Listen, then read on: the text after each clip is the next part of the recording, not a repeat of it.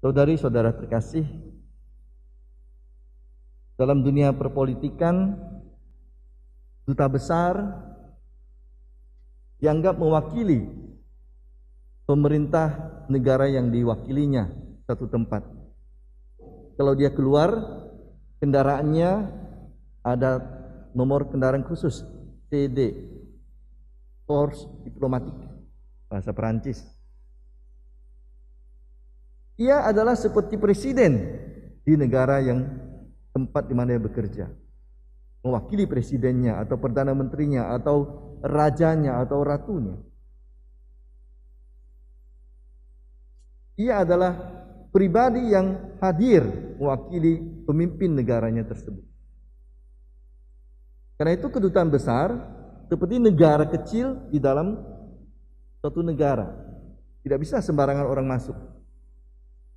Bahkan polisi di tempat negara tersebut pun tidak bisa sembarangan masuk ke kedutaan besar. Karena itu adalah negara, perwakilan negara tersebut, daerah khusus.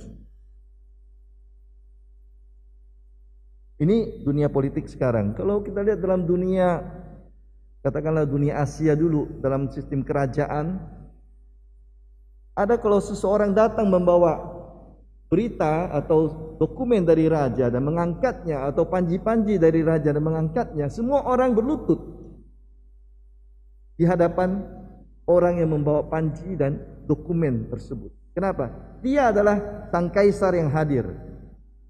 Dia adalah raja yang hadir. Bukan sekedar manusia yang mewakili. Jadi baik dulu maupun sekarang, menjadi saksi bukan sekedar orang yang kedua, tapi adalah orang yang sama tapi hadir dalam wujud yang berbeda. Dan inilah tugas dari para murid setelah Yesus bangkit dan menampakkan diri kepada para rasul. Kamu adalah saksi-saksi dari semuanya ini. Ini kalimat terakhir dari Injil hari ini. Saksi dari apa? Kamu harus membawa nama Yesus, supaya berita pertobatan dan pengampunan dosa tersebar ke seluruh penjuru dunia, mulai dari Yerusalem. Para murid bukan lagi namanya sekarang Petrus, Yohanes, Filipus, atau Paulus, ataupun yang lain-lainnya. Para murid sekarang adalah Yesus yang hadir sekarang dalam wujud diri mereka tentunya. Tapi melihat para rasul, mereka harus melihat Yesus sendiri. Karena itu dikatakan dalam namanya, dalam nama Yesus, berita tentang pertobatan dan pengampunan dosa harus disebarkan. Nah, apa arti nama Yesus? Yesus bahasa Yunani. Kalau bahasa Ibraninya, Yahudinya Yehoshua. Yehu Allah, Tuhan menyelamatkan. Yesus berarti Allah menyelamatkan. Dan memang itulah yang dibuat oleh Yesus. Ia adalah Allah yang turun ke dunia untuk menyelamatkan manusia. Dengan kata-kata dalam penghiburan, dengan pengajaran, dengan tindakan menghibur orang sakit, mengobati orang sakit, menyembuhkan orang sakit, mengusir setan, memberi makan orang yang lapar, memberi minum orang yang haus, memberi kekuatan pada orang yang menderita, penghiburan, membangkitkan orang mati.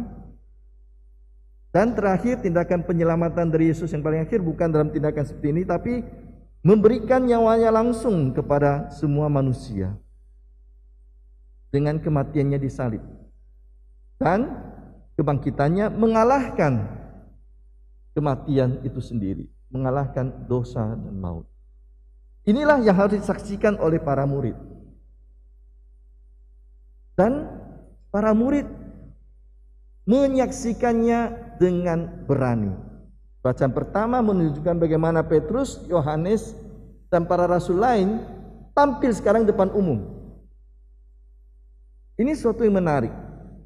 Kita tidak akan kesulitan, kita tidak akan keberatan kalau kita mewakili orang yang namanya bagus.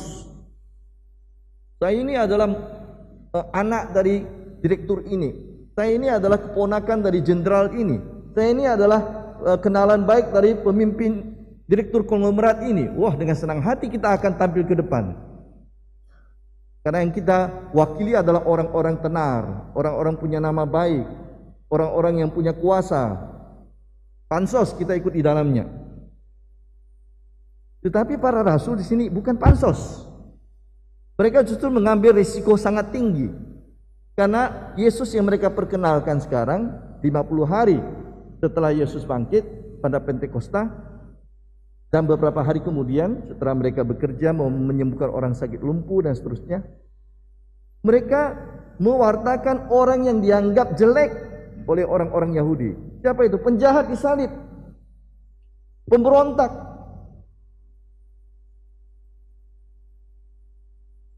Nah, coba ditawarkan pada kita, mau kamu mewakili teroris yang di sana itu? Saya itu anak dari teroris, kita sembunyi. Saya anak dari perampok itu, kita lari. Karena yang kita wartakan bukan orang yang namanya baik di depan umum, orang yang namanya dihormati di depan umum. Justru orang yang dianggap hina, mati disalib, pemberontak di mata penjajah Romawi. Risiko besar yang dibawa oleh para murid, tetapi mereka justru memberitakannya dengan berani. Dan mereka menjalankan apa yang dibuat oleh Yesus sendiri. Nanti kita baca para rasul menyembuhkan orang lumpuh, membagikan orang mati, Petrus, membuat mukjizat, mewartakan kabar Injil. Mereka sungguh-sungguh saksi yang berani di depan mata orang banyak, dan saksi dari orang yang secara manusiawi adalah orang yang jelek di mata orang Yahudi, orang yang dianggap penjahat, pengajar ajaran sesat. Tetapi karena mereka percaya kepada Yesus yang bangkit, mereka dikuatkan oleh roh yang telah diberikan oleh Yesus kepada mereka. Mereka dengan berani mewartakan Yesus. Mereka menjadi sekarang Yesus yang baru. Seperti kata Rasul Paulus, bukan lagi aku yang hidup, tetapi Kristus yang hidup dalam diriku.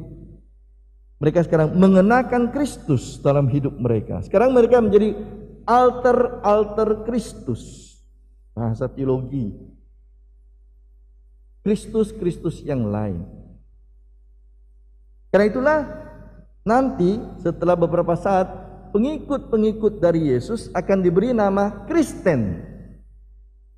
Di Antioquia mereka disebut orang Kristen, pengikut Kristus. Walaupun di Indonesia nama Kristen terlalu disempitkan seolah-olah menjadi gereja Protestan. Tidak. Kristen berarti semua pengikut Kristus. Entah apapun denominasi gerejanya, Katolik, Ortodoks, Protestan, Pentakosta, Betania dan seterusnya, tidak. Semua Kristen. Indonesia nama Kristen menjadi terlalu sempit untuk Protestan saja, tapi aslinya adalah pengikut Kristus. Dan ini memang arti dari kata Kristen itu. Jadi para pengikut Kristus mewartakan Kristus dalam hidup mereka. Dimulai dengan contoh para rasul dan kemudian diikuti oleh orang-orang Kristen lainnya ke seluruh penjuru, kemanapun mereka hidup. Karena itulah gereja Kristen tersebar bukan hanya di Yerusalem, Israel, tapi sekarang tersebar keluar daerah. Daerah Eropa, daerah Afrika, daerah Asia. Nah, saudari-saudara terkasih, kita semua adalah orang Kristen juga. Kita semua adalah pengikut Kristus juga. Kita semua juga mewartakan nama Yesus. Allah yang menyelamatkan. Dalam kenyataan memang banyak orang yang mampu membawa nama tersebut.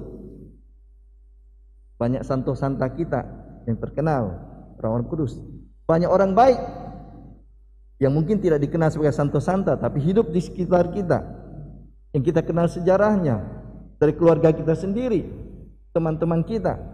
Kita bersyukur dan berterima kasih bahwa gereja kita, gereja Kristen dimanapun, pengikut Kristus yang manapun mampu menjadi Kristus-Kristus yang baru yang baik, yang memberikan kepada dunia keselamatan, yang mengulurkan tangan kepada mereka yang memerlukan, yang bersikap damai kepada yang bermusuhan, yang hatinya terbuka kepada mereka yang memerlukan, yang lemah lembut, yang mau mengampuni,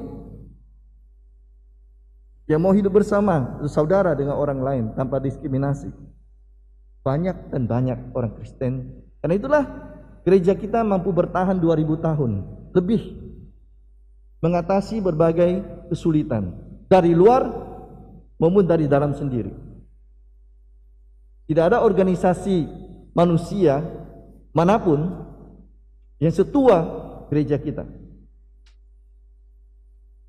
Kekaisaran, kerajaan banyak yang tumbang, tapi gereja yang dibangun dengan dasar iman kepada Kristus, kepercayaan kepada Yesus, dan kesetiaan untuk mewartakan hidup Kristus dalam hidup kita masing-masing berjalan terus melalui jatuh bangun. Di situ karya Roh Kudus hidup dalam diri banyak orang Kristen yang membawa nama Yesus dengan benar. Tapi juga kita harus mengakui bahwa ada juga orang-orang Kristen yang gagal dalam mewartakan siapa Yesus. Saya beberapa kali dulu mengadakan misa di Rutan, di Serdam sana. Saya katakan kepada mereka yang di situ, saya senang kalau orang-orang Kristen, orang-orang Katolik ramai-ramai menghadiri perayaan Ekaristi atau ibadat, kecuali satu tempat. Di mana? Rumah tahanan ini, penjara ini. Semakin banyak orang yang datang di sini, berarti juga ada banyak kekurangan dari hidup orang Kristen sendiri, hingga masuk penjara, masuk rumah tahanan. Itu yang jelas bersalah depan umum. Tapi juga dalam kehidupan sehari-hari, banyak di antara kita atau kita sendiri pun belum sanggup menjadi juru damai, belum sanggup menjadi wajah Kristus yang ramah, belum bisa menjadi Yesus yang menyelamatkan orang lain. Kita justru menjelekkan wajah Tuhan, wajah Yesus, dengan keiri hatian kita, dengan kesombongan kita, dengan rasialisme kita, dengan keegoisan saya, dan banyak hal lainnya yang kita buat, yang membuat bukan Yesus dimuliakan atau gereja dipandang baik, tapi justru diejek orang, dicemoohkan orang. Dalam hidup kita di rumah, di tempat kita bekerja, dalam pergaulan kita dengan orang lain, tidak jarang kita tidak mewartakan nama Yesus yang menyelamatkan, tapi justru kita mencelakakan orang-orang Kristus, orang-orang Kristen, mencelakakan Yesus. Bukannya pertobatan yang datang, tapi justru orang menjadi murtad melihat kita. Bukan pengampunan dosa yang kita wartakan, tapi justru dendam dan iri hati, sehingga kita membawa orang semakin jauh dari kekristenan, dari Kristus. Ada dua sisi dalam hidup kita, gereja yang baik dan wajah gereja yang kurang baik. Kita sering berada di antara keduanya.